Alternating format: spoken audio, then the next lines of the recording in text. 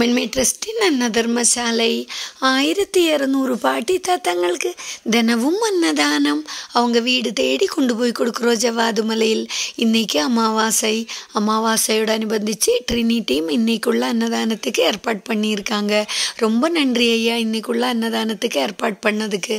அதே மாதிரி சிவலோக திருமணத்துக்கும் நன்றியை தெரிவிச்சுக்கிறேன். ஒரு அப்பா கிட்ட ஒரு பையன் கேட்குறாங்க, அப்பா என்னோட விலை என்னப்பா அப்படின்னு கேட்குறாங்க. அப்போது அவங்க அப்பா ஒரு கல் எடுத்து அவங்க கையில் கொடுத்துட்டு, இந்த கல்லுக்கு விலை நீ கை உயர்த்தி 2ன்னு காட்டணும், நீ இது 3 பேர்கிட்ட விற்க ட்ரை பண்ணணும் அப்படின்னு சொல்கிறாங்க. அதே மாதிரி இந்த பையனை இந்த கல் எடுத்துகிட்டு மார்க்கெட்டில் போய் உட்காடுறாங்க. மார்க்கெட்டில் உட்காரும்போது ஒரு அம்மா அந்த கல்லுக்கு விலை கேட்குறாங்க. அப்போது இந்த பையன் 2ன்னு உயர்த்தி காட்டுறாங்க, கை விரலை உயர்த்தி.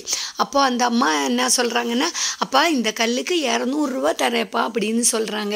உடனே இந்த பையன் அப்பா கிட்ட சொல்கிறாங்க, ஒரு அம்மா இதுக்கு 200 ரூபா எல்லாம் சொல்லியிருக்காங்க அப்படின்னு சொல்கிறாங்க.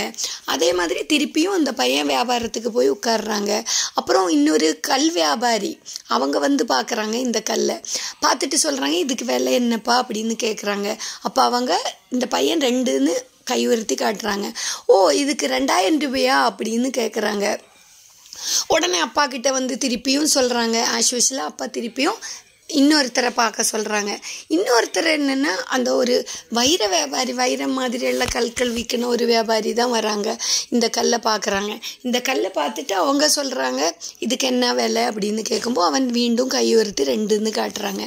அப்போது இவர் கேட்குறாங்க, ஓ 20,000 ரூபாயா இந்த கல்லுக்கு, ஓகேப்பா நான் 20,000 ரூபாய் தரேன் அப்படின்னு சொல்கிறாங்க. திருப்பியும் பையன் வீட்டில் அப்பா கிட்ட கேட்கும்போது அப்பா சொல்கிறாங்க, உன்னோட விலை ஒரு இடத்துல மாறி மாறி வரும். காரணம், உன்னோட விலையை நிர்ணயம் பண்ண முடியாது.